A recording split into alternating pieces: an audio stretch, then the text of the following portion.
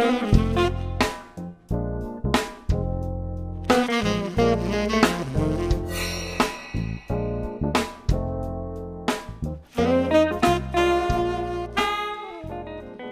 so I first came across the Fuji X100 because of the way it looked. It looks like a classic rangefinder. That got photographers' interest immediately. And the original X100, when it came out, did some things really well, and it did some things not as well. But the things that it did so well, working in low light and beautiful color and dead quiet operation, that made me love the camera no matter what, any issues I might have had with it. So when a camera this different comes out and it hits the photographic community, people talk. Oh, what kind of camera is that? You see someone with it, or you hear someone writing about it online, and you want to find out more about it. So when this camera hit, it was like dropping a bomb for buzz. The buzz just went out everywhere. So even if you weren't going to get it, you were curious about it, and you wanted to play with it, and you want to try, like, hold it in your hands. So that was me a year and a half ago now.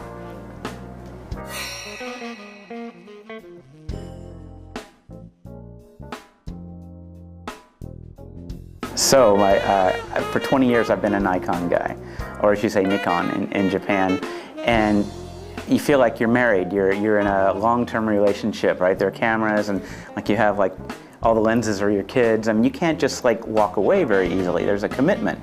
It takes a lot of time and money to build a system. But I found myself shooting with the X100 a lot more. It was like it was as if you had a family at home, but you wanted to be someplace else. And it's an uncomfortable position because in your mind you're still a Nikon photographer.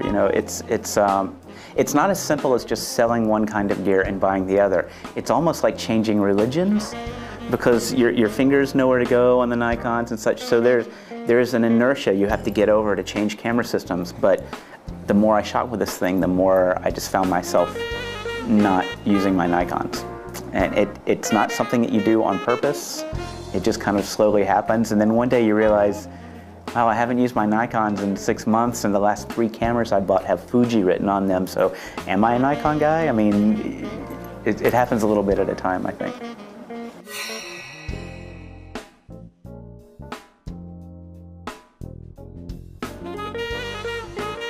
Okay, so let me tell you why I'm moving away from DSLRs and into a Fuji X camera. There are several reasons, and some of it is image quality. Some of it is image quality related to size. The way that Fuji handles color is beautiful. The way that this camera works in low light is absolutely beautiful. The fact that it looks like an old film camera means nobody takes me seriously when I'm taking pictures. And for a photographer that's trying to shoot in an unobtrusive way, that's fantastic. They just don't, I'm just some guy, well, this guy with an old camera. No, I'm happily making my pictures. And when I push the button, you can't hear the shutter go off. I can't hear the shutter go off. In fact, I had to turn the sound on for a while to get that feedback. When is my exposure really happening? Click, click. Okay, that was a quarter second. So to know, I've turned it off since because I know my camera now, but if you turn off the sound on this camera, it's not quiet. It doesn't make a sound. It's inaudible. My friend Drew Gardner in London uses his Fuji X100S to do production stills on movie sets, where he used to have to get a camera and put it in a sound blimp, and you have these big buttons on the outside. Now he's just walking around taking pictures. It's exciting. I get excited about this. It's a beautiful thing.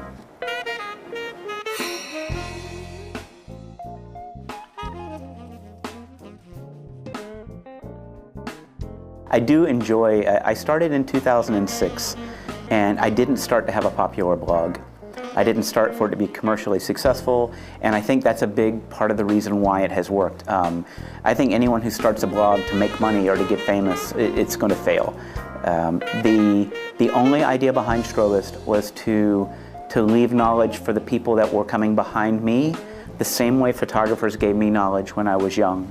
So when I would write, I started writing Strobist at 41 years old. I was writing to myself as a 20-year-old. And that was a very successful compass point, because it's like if you have a son or a daughter and you want to tell them all the things that you've learned that you wish you knew when you were that age, but sons and daughters don't listen to parents, but people who are following mentors in the photographic community, they do listen and they do appreciate it. And not only did Strobist take off and grow very quickly, but I think it also caused a lot of other photographers to start doing the same thing. And as a result, the exchange of knowledge in our industry has just exploded over the last 5-6 years. It makes me very, very happy.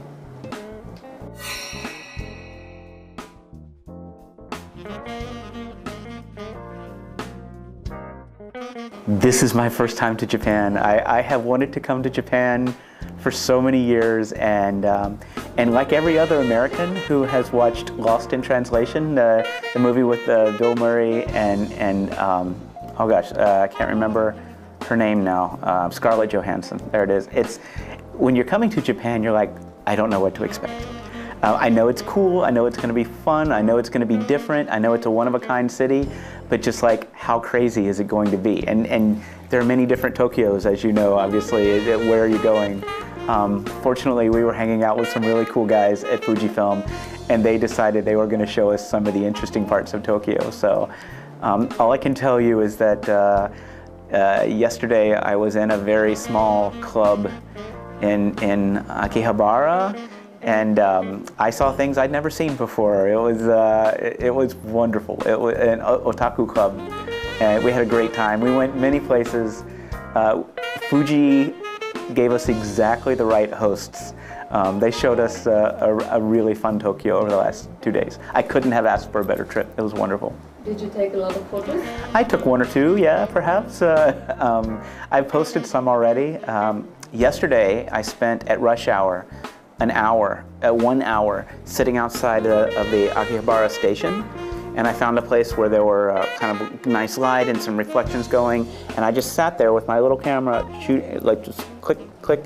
I probably shot 1,000 pictures over the course of 1 hour, quietly. No one noticed. I'm not big. I don't look like a photographer. I look like a little guy with a camera, so no one pays me any attention. So, yes, Tokyo and this camera are a great combination. I'll say that much.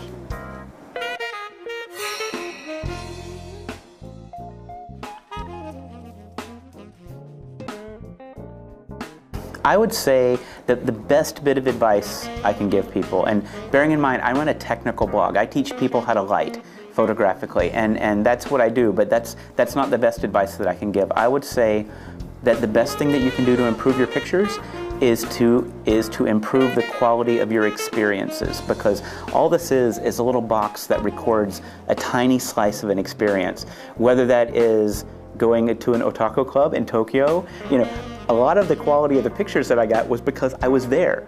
You know, it's hard not to get a good picture standing in there and shooting and having fun. But even when you're taking a portrait with someone, relax, be a human, create an experience between two people and use this box to record the experience. If you're going, okay, wait, smile, 1, 2, 3, maybe you're missing the idea. And this is something that I think that women are much better at than men are as photographers. With men, it's all about f-stops and shutter speeds and my camera costs this much and megapixels. With women, it's all about, and I'm going to be maybe stereotyping here, but I've seen this so much, it's all about the interaction. Women photographers are much more interpersonal. And sometimes they don't know the technical stuff as well as some of the guys, but you can learn technical stuff in 20 minutes. But the guy is not going to learn the interpersonal in 20 minutes. So I especially enjoy helping women photographers learn how to do some of the technical things like lighting, because I know that their pictures are going to be amazing, because now they have great technical quality and great interpersonal moments.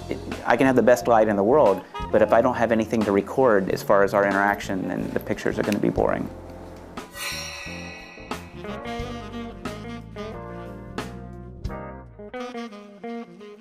Yes, yes. Yeah, this, right there, I'm not hiding. You can still see my face, I can still see you, and in fact, I do a lot of shooting.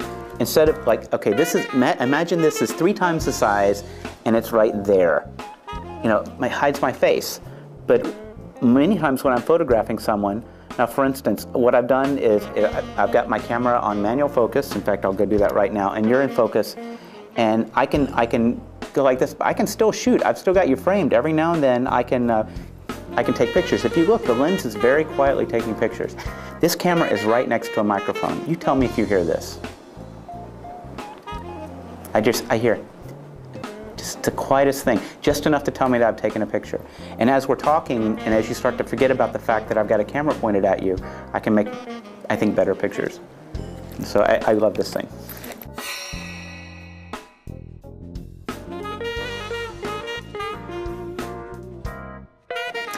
So, if you're an ex-photographer, especially with some of their better cameras, the amazing, you know, and the lenses and such, I don't have to tell you how good they are. You're already seeing this.